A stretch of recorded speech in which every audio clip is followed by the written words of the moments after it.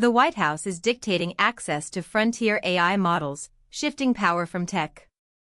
The old approach just got more expensive. The practical edge now comes from changing process, timing, and tooling together. We will map trigger, incentive shift, and downstream impact before the close.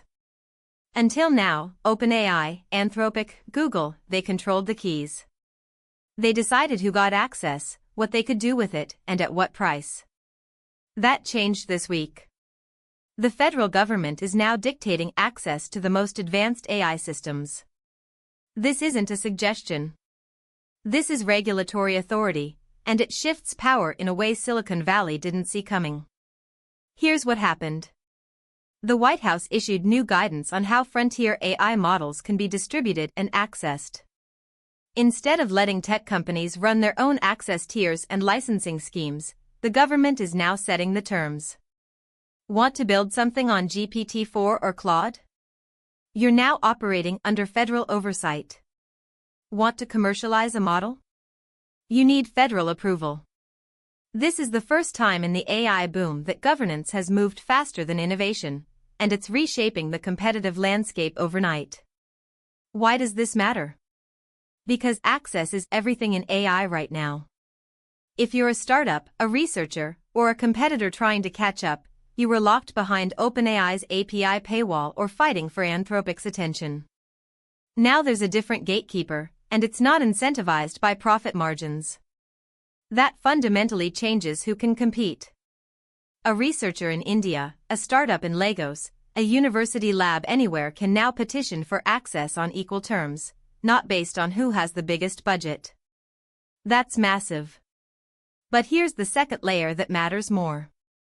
The tech giants built their moat by controlling access. OpenAI's value isn't just the model, it's the exclusive ability to give access to the model. If the government is now making access public and regulated, those companies just lost their primary competitive advantage. Their market cap was partly built on the assumption they would own the distribution channel forever. That assumption just broke. For investors, this is a wake-up call. Frontier AI wasn't going to be a winner-take-all market controlled by 3 companies forever. The government just proved it. If you've been betting on OpenAI's access monopoly as a moat, that thesis is damaged. The companies that survive and thrive now are the ones that own the underlying technology, not just the distribution rights.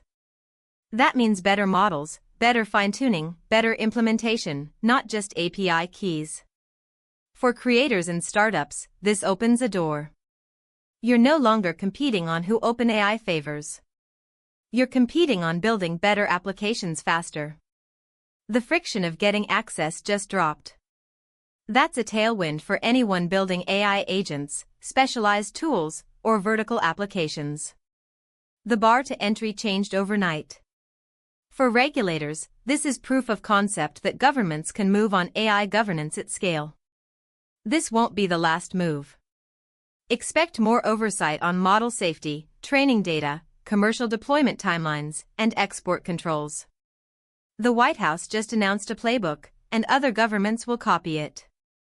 So what changes next? 3 things to watch. First, how do tech giants respond? They'll likely build private enterprise tiers, proprietary models, and closed ecosystems to preserve margin and control. OpenAI and Anthropic won't go quietly. Second, watch emerging markets. India, Southeast Asia, and Latin America now have a regulatory pathway to advanced AI that wasn't available before. The startup ecosystem there just got a massive advantage.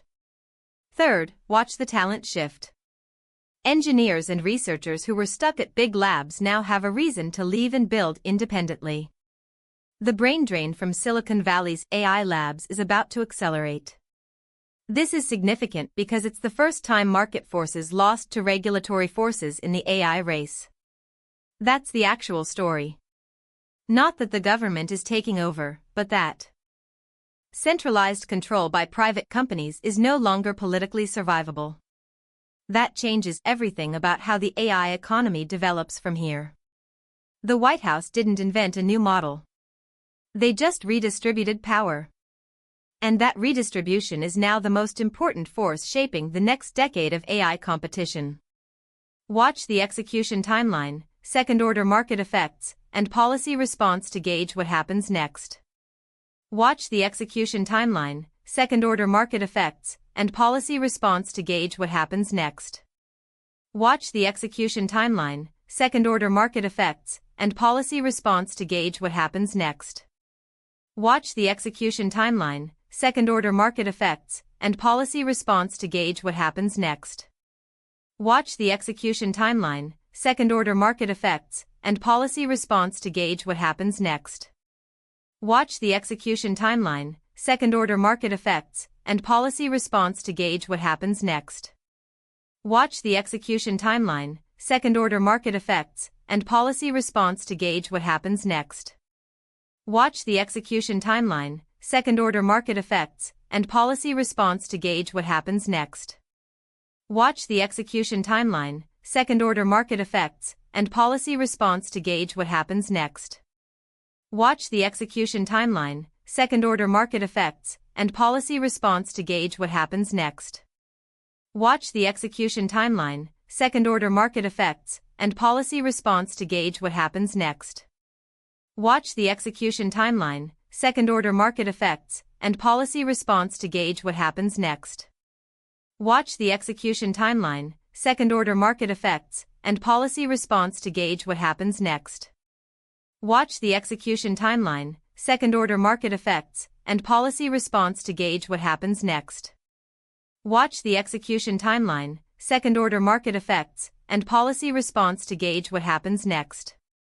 Watch the execution timeline, second-order market effects, and policy response to gauge what happens next. Watch the execution timeline, second-order market effects, and policy response to gauge what happens next. Watch the execution timeline, second-order market effects, and policy response to gauge what happens next. Watch the execution timeline, second-order market effects, and policy response to gauge what happens next. Watch the execution timeline, second-order market effects, and policy response to gauge what happens next. Watch the execution timeline, second-order market effects, and policy response to gauge what happens next.